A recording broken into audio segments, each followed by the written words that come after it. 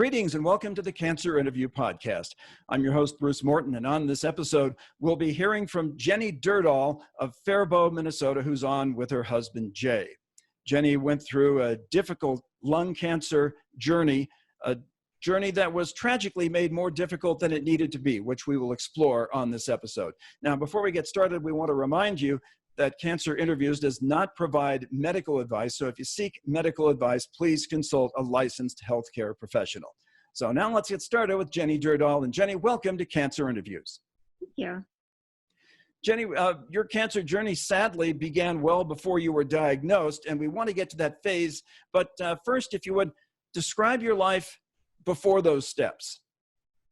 I had a pretty normal life. I'm a mom. I had 4 girls who I was raising, and I tried to live a very healthy life. I tried to use, just for myself, mostly natural products. I tried to raise my children healthy. I myself, I'm a dental hygienist, so I was very conscious of trying to teach people a healthy lifestyle and to live one too.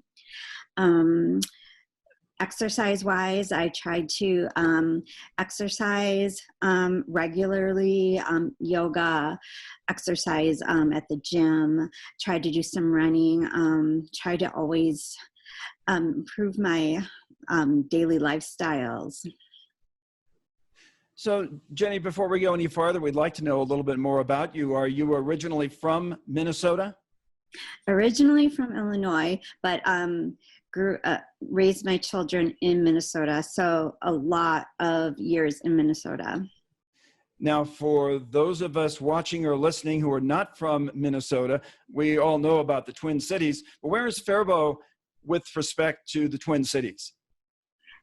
Faribault is about an hour south of the Twin Cities, and that's kind of an important thing to know about lung cancer, actually. Midwest is something you want to know kind of about lung cancer in general. You don't actually need to be a smoker to get lung cancer. There's a thing called Radon, and that is very prevalent in the part of the U.S. that, in fact, I live in, and a lot of other people that have gotten lung cancer is a thing. It's not proven that's why I have gotten lung cancer, but a lot of people that do get lung cancer is from something that's in our dirt and comes up into our homes. And one important thing to do is to get your home tested for radon. And living in Minnesota could be a reason. Okay, one program note before we continue. We want to remind you, if you find what you hear on this episode to be helpful, we invite you to please subscribe to our podcast and our YouTube channel by checking on the links below. And when you go there, you'll see a little bell icon. If you click on that, then you'll be notified anytime we have a new episode. To get back with Jenni Dyrdahl, Jenni, the radon piece, was this something that you checked on in your home? I know that people can get that checked.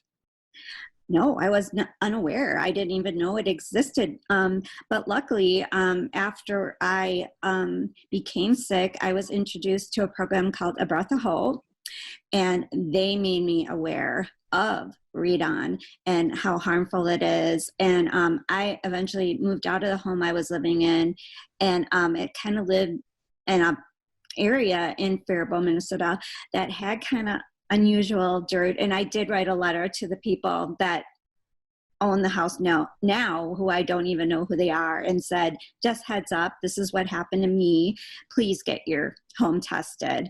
And I just encourage anybody that do not have a newer home with the irrigation system to get their basement tested. You can usually get a free kit from your public health nursing department in your town for free. And it's just a one-day testing system you do in your basement, and you send it in, or it's 3 days, my husband says, 3-day testing system. You hang it in your basement, you send it in, and they send you the results.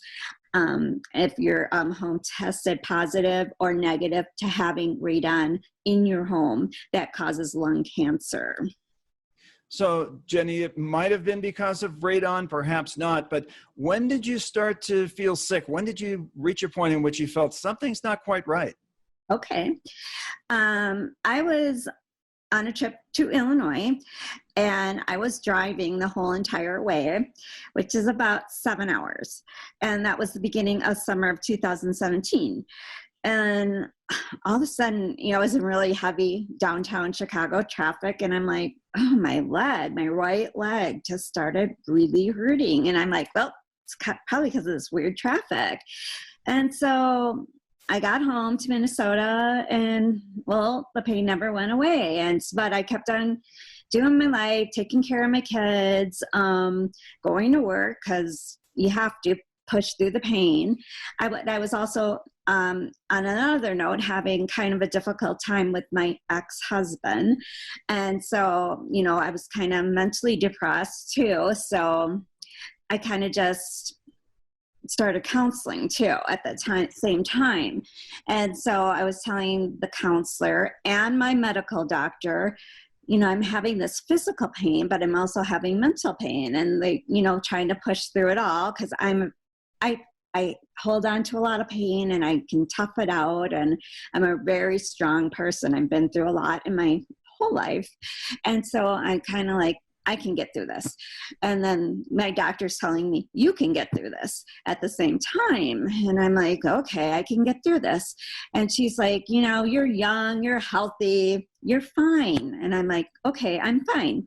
And so, in months passing, this is just getting worse. And so I kept going to my doctor, and I'm like, this is getting worse. I'm not fine. And she's like, you're fine. They take blood, and they tell me I was fine. And on a side note, 2 years earlier, I had gone to the doctor because I just always tired, not feeling well. And it's not me. I eat great. I take care of my skin. I take care of my health. I take care of my teeth. I take care of everything. But my hair's falling out.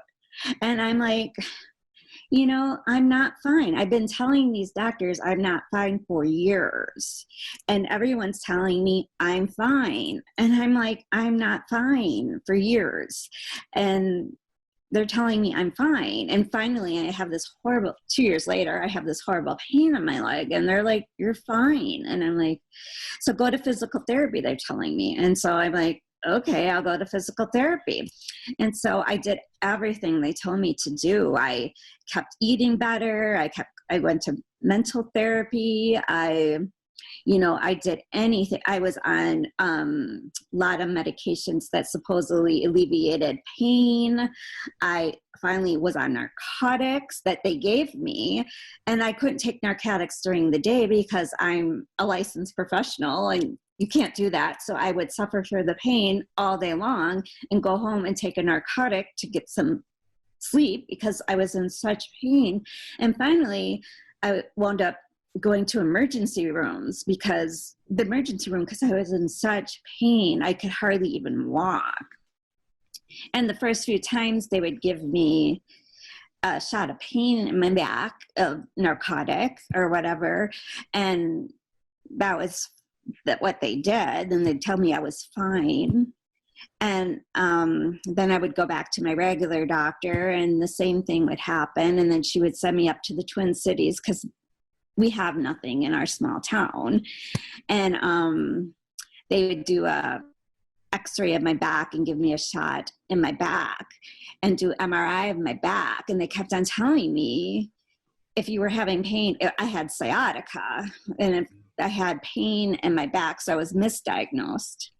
And if I had pain in my back, in my leg, they would find it in my back by doing these x-rays of my back or MRIs of my back. And I'm like, it's not my back, it's my leg.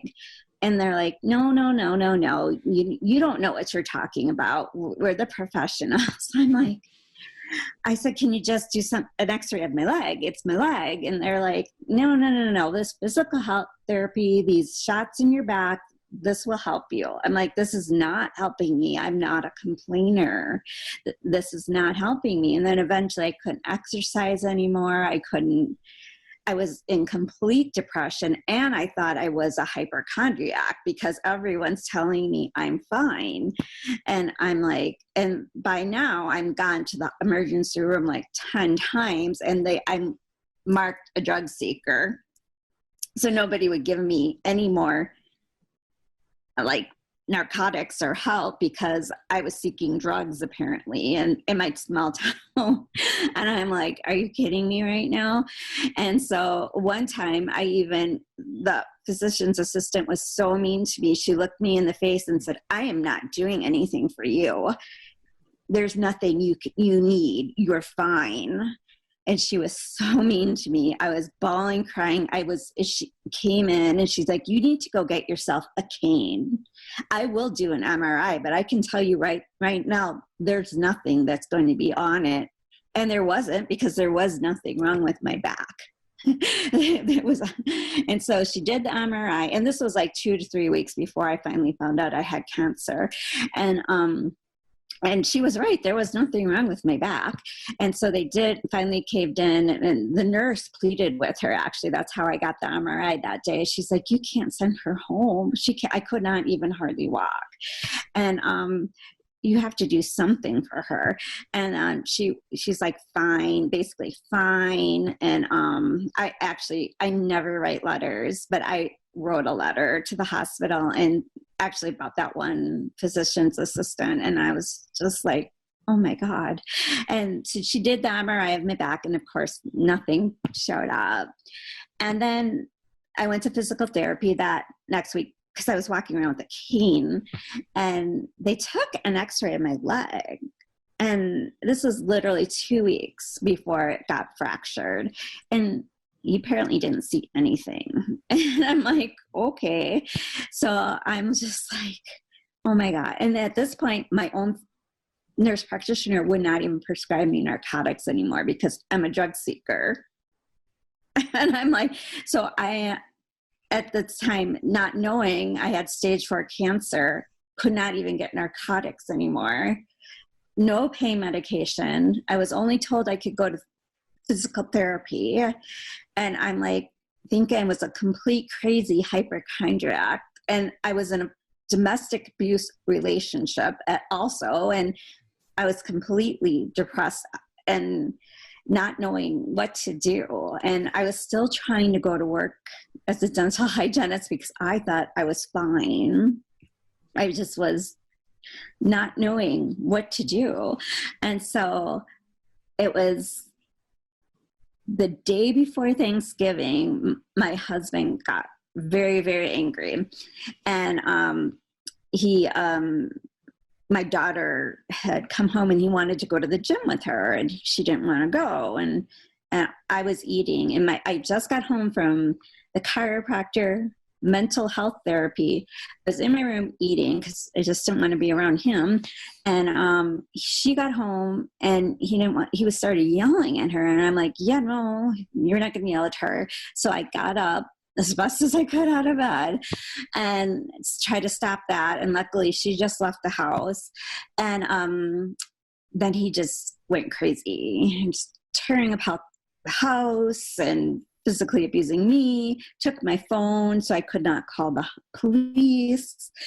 And he wound up throwing me on our garage and fracturing my hip. And horrible.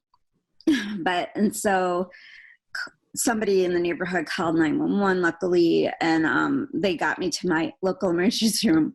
Still, they treated me like a drug seeker that night, believe it or not. And they're like, I have to ask, how difficult was it? Because here you were, someone who was taking care of yourself in terms of diet and exercise, somebody who wouldn't choose to use strong medications or drugs, and here you are in a position in which you almost have to depend on them. How difficult was that? And I couldn't really depend on them because I was going to work during the day, so I couldn't even take them during the day. So literally I could take 1 or 2 at night. And so I was just living on Advil, which did nothing for the pain during the day, so I could work and take care of my patients. And then I'd go home and try to take it so I could at least try to sleep. and get out of some sort of pain. And then, so I never got addicted to it, but yeah. And then I would try to save it because I knew my doctor wouldn't prescribe it for me. And so it was weird. So in addition to that, you there's the drug/medication piece, but there's also the uncertainty piece of you know that you needed to do something. It sounds like the healthcare professionals you were dealing with were reducing your available options. So how difficult was that uncertainty of knowing how to proceed when you weren't getting much guidance from the people who should be giving it to you?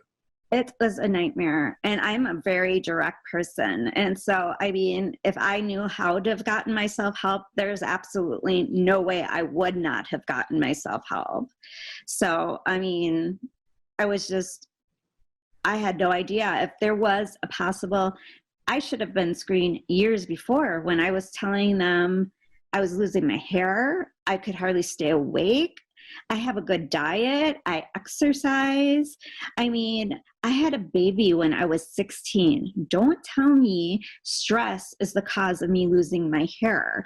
I mean, if I could raise my child to be, she's a great human being. She's successful. She has a bachelor's degree. She's happily married. That's that baby I had when I'm 16.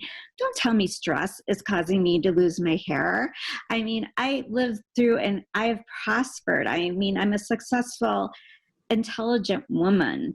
Don't tell me stress is causing me to lose my hair. I can deal with stress. I know how to deal with stress. I should have been screened a long time ago, like every other person that ever gets screened for anything else. But there is no screening for lung cancer, 0, unless you're over 55 and smoke 2 packs of cigarettes a day. So now let's pick up the story in which you've been taken to the emergency department, your 11th visit there. So now what happened when you're making trip number 11 to the ED? The police officer's holding my hand, trying to comfort me, and the physician that night's telling me he's not going to give me any drugs. He's going to give me a Xanax to calm me down. But I wasn't going to get any pain medication because I just needed to calm down. And here I am. I guess he didn't know at the time, and I didn't either, with a broken hip.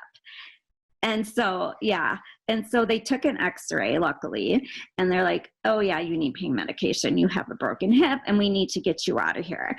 And so, and secondly, that hospital first sent me to the wrong hospital up in the cities because they needed to send me to a trauma unit, and they sent me, so I had to get transferred twice with a broken hip on a holiday week. Yeah, so it was an absolute nightmare how they treated me that night. But luckily the police officer was amazing, and so I finally got to the right hospital, but I had to lay there with a broken hip for 3 days because they found out it was cancer. So and it was Thanksgiving, so I had to work with the what's the people that do broken hips? The orthopedics. I had to deal with the orthopedics and oncology, so they all had to, carefully work together. And by the time that could all work out, I couldn't have surgery till November 30th. And then I had to stay in the hospital because they were like, unfortunately, cancer doesn't start in your bones, so we have to figure out where this all started with and how long you've had it and what's going on. And with all else that you had going on, just how much of a shock to the system was it when you were told, on top of everything else, that now you have cancer? I don't know. This is just awful. And I was so embarrassed, that I just got my hip broken by my husband, so I didn't want to really reach out to anybody. And, it's just because, I'm a strong woman. I held my head up high. I mean, I didn't know he had a drinking problem. I just, I just don't walk around talking about my problems. And, I've always been strong for my children. So it just leaked out, and I had an overflowing amount of support from friends and family without my even choosing. So, and then I found out I had cancer, and I'm like, just It was just, I don't even know. It was horrible. And then to find out I had stage 4 lung cancer that was incurable, and that was just too late. You know, they couldn't do surgery because of where it was. And actually they couldn't even find out while I was in the hospital. They said it was in my lungs, but it had to be sent out to a place at Harvard school. They had to do a biopsy and send it out and have DNA testing, and they just knew it was bad.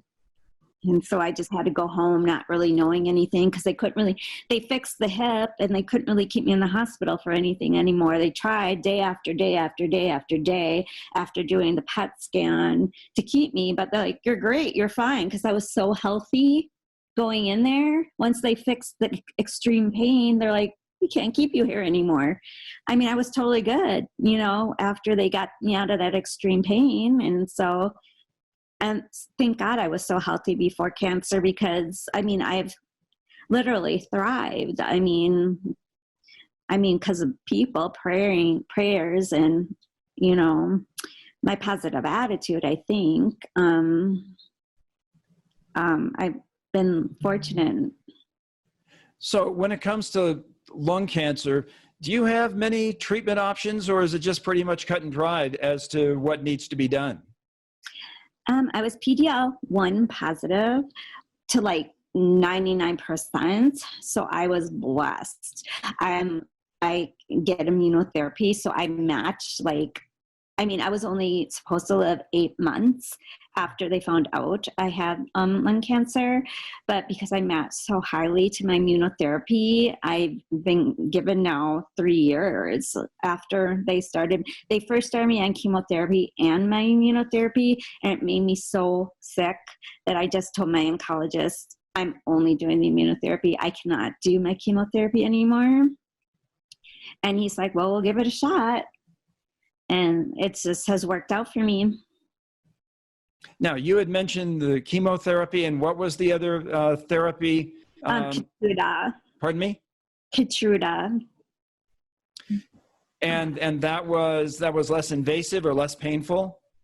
No, it's okay. It's so much better than Keytruda chemotherapy. It's I do that once every 21 days, and I only don't feel good for about 5 days afterwards, and it's kept me alive. It's amazing. And for somebody who hasn't gone through this, somebody who's watching right now who perhaps has just been diagnosed with lung cancer, how would you describe that therapy? It's not a big deal. I go in, and it takes about 4 or 5 hours, and I have a porch right here, and I would get the port for sure. It's no fun being poked in your arms. If you know you're going to have this for years, I would have them place a port in your body, and they take your blood through the port. So you only get poked one time, and then you sit and wait for your blood work to come back. You meet with your oncologist and discuss your health, which is mine is usually very good. I've had my thyroid and my liver react to the Keytruda once in a while because it attacks your healthy organs as well as your unhealthy parts in your body. Your cancer grows back basically every 21 days because it's incurable. But then the Keytruda, what it does is it allows your own immune system to kill the cancer. So you don't need chemo. Well, in my case, I do not need chemotherapy anymore right now. And so it just makes me very tired. It makes my joints ache, and it makes my mouth very sore. So that's nothing compared to chemotherapy. So it's such a blessing. Our guest is Jenni Dyrdahl of Faribault, Minnesota. She is with us along with her husband, Jay. And Jay, I want to talk to you about just the caregiving effort for Jenni, because Jenni has already expressed that she had a tremendous amount of support from numerous places. from your corner, just what was caregiving like for Jenni? Well, she tries to do the best she can, but I try to pick up what she can't do around the house. We now, with the world that we're in now with the virus, we've made a decision that she is not going to go into work anymore because dental hygiene is one of the most high-risk occupations. So we're keeping her home and we're keeping her safe. I try to do what I can and to be her, her rock, as she calls me.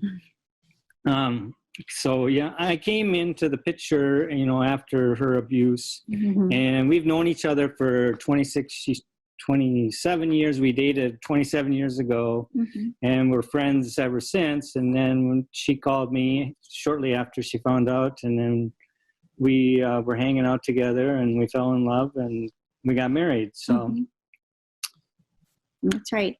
So wonderful. But, it sounds like you've done you've almost been like her doctor at home, but could you just talk about the emotional side of being there for Jenni? The emotional side? Well, I know that for 5 days, it started off when the immunotherapy was maybe about 2 days where she'd have a rough time after her treatment, and now it's up to 5 days that she has a rough time. So I try to do what I have to take care of her for those days. And then her quality of life is really good, considering what she has to go through. So she might have 5 bad days and then 2+ good weeks where she can do pretty much what she wants. Now, in terms of caregiving support, Jenni, you had mentioned that support came from a number of places. How about the foundation, A Breath of Hope? What has it done for you?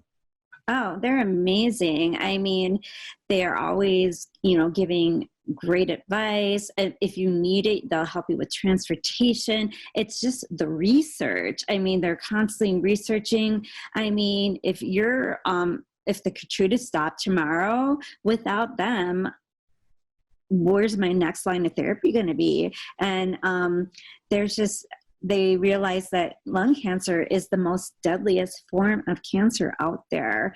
And, they're just helping the world know, take that shame away. It's, so what if you smoked and have lung cancer? You shouldn't be shamed for that. But the majority of us don't smoke and we got lung cancer, and nobody, you have to get that stigma taken away and out of there. And, and they're trying to get the world to know that, because there's the stigma attached to us. So a lot of the doctors come out of school and don't want to practice in that area because there's not a lot of dollars going towards lung cancer because of that. And so they're kind of like, oh, we have all this debt. It's hard to go for those real good doctors to want to practice in that research area. So they're there raising money and fundraising and trying to still get that research for people like me. So they're there in so many avenues. Now, Jenni, Jay had said that your quality of life is pretty good, but these days, is there anything that you could have done years ago that you can't do now? So much. I can't hardly walk upstairs. It's hard for me to, there's just, I can't, if it's humid outside, I can't be outside a long time. I get sick for no reason. It's a different world. I don't try to complain, but there's just a lot that is just not the way it used to be. But, I try not to dwell on that kind of stuff. I just try to be grateful. I try to volunteer as much as I can. I try to be the best mom and grandma I can possibly be. I just have so much to be grateful for. I have wonderful friends and family. I just have so much I can go on and on about that I'm so lucky for. And, the fact that I shouldn't even be alive today is just amazing. You know, this I watched, I think his name was Tim from California, and he said this cancer inside of me, or him and me, I've never researched cancer. I've never researched Keytruda because I didn't want to. That probably would have been my destiny, whatever I read, because you could make yourself sick. My cancer is not like anybody else's lung cancer. And I was not going to let that be my end.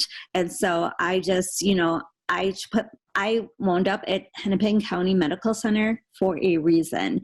That night, that ambulance ride, when they said you could go to any hospital you want for your treatment, I said, no, God put me there. We are going there. I met with Dr. Rausch that next Monday at oncology. I'm like, no, this is where I'm supposed to be. I didn't research other doctors. I said, sometimes there's a reason for everything. And that was my reason that day. I mean, I didn't wind up there to find out about my cancer after being ran around for months and months and months and told that there was nothing wrong with me. I didn't wind up in that man's office for absolutely no reason. Don't do too much research about that. Like Tim said from California, just know your cancer is unique. And you can if you want, if that's your choice. But if I would have put adenocarcinoma in the internet, that would not have been good because there's not a real good outcome. And here I am 3 years later. And so, but there's friends that in the Breath of Hope that have passed away just recently. I mean, I know how lucky I am. So, you can't be totally in denial about your disease and how fortunate you are. See, COVID hasn't been a lot of a lifestyle change for me. I always have to be on guard of not letting myself be in a public place where there's a lot of sick people or where I could get myself sick. I don't go out a lot. I always kept myself clean. I've always been on guard about that kind of stuff. So this isn't different for me. So, or a lot of my friends that are sick. So, Jenni, I have to ask you about something that I have learned from you and from other people who have dealt with lung cancer, that it seems this is far more prevalent than it should be, and it had something to do with your case. But that's the lack of early detection, the lack of testing. Do you think there will ever come a time in which things will improve in this area, or are we always going to be stuck in the place where we are, in which if you're under 55 and don't smoke 2 packs of cigarettes a day, you're not going to be a testing candidate? Absolutely. That's one huge thing that Breath of Hope is trying to improve, is that there needs to be better testing. And that's why we're so grateful for them. There is a person in the Breath of Hope that's in hospice right now, and she's younger than me. And right now they're trying to pass a bill in Minnesota with her family's help and Breath of Hope's help. And I believe it's called Keating's bill. And for at least, I think, people 44 and under that don't have the smoking associated with their bodies, that can get a screening.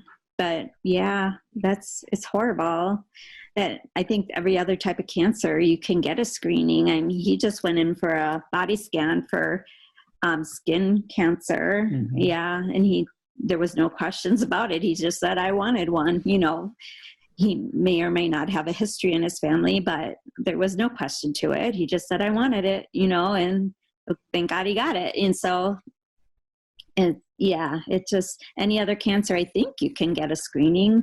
I think maybe there might be others that have restrictions, but I don't know. Well, as a prostate cancer survivor, I can tell you getting tested for prostate cancer is as easy as pie. It's just blood work. And, okay. And early detection made my cancer journey blissfully, thankfully uneventful. But that wouldn't have happened without early detection. So my heart goes out to you or anybody who is unable to get the information they need when they need it. it would have made a lot of difference, I think, in my life and a lot of other girls and men too. It's hard. By the way, Jenni, I have one final question for you, but before we go any farther, you had referenced a couple of times an interview with Tim. The Tim you're referring to is Tim Scott of Irvine, California, and you can find his interview on cancerinterviews.com, as you'll be able to find this interview as well. So, Jenni, before we go, I just want you to put yourself in the shoes of somebody who has a private audience with someone who thinks they might be diagnosed with lung cancer or they've just been diagnosed. Based on your experience, any takeaways? Is there any one overarching theme, any one overarching point you'd like to make with them? Like I said, you don't need to be embarrassed and don't, so many people want to help you, and it's really hard to accept that help, but go ahead and just let people help you, because of course, if you were in their shoes, you would want to help people. And and I agree with Tim. I would not Google a bunch of stuff on the internet, and, because most people are very smart people, and the more you learn about something, maybe the more you think you have it, and maybe you'll make yourself sick that way, versus if you just keep a positive attitude and just stay hopeful, and I think then you'll just maybe stay a little healthier that way. And it can be a lot more positive than you think if you just listen to your doctor and eat healthier and try to stay as active as you can. Some days are easier than others. I mean, especially when you have 2 weeks and then you're going to have a bad week, but you can do it. Okay, wonderful. Thanks so much. And that's going to wrap it up for this segment of Cancer Interviews. We want to thank Jenni Dyrdahl and her husband, Jay, of Faribault, Minnesota, for joining us for a story that we hope that will end up being informative or inspirational or both. And I hope it drives home the point that in your cancer journey, you are not alone. I'm your host, Bruce Morton. And until next time, we'll see you down the road. Thanks for joining us today. For more information, please visit us online at cancerinterviews.com. We appreciate you tuning in, and we'll see you back here again next time on the Cancer Interviews Podcast.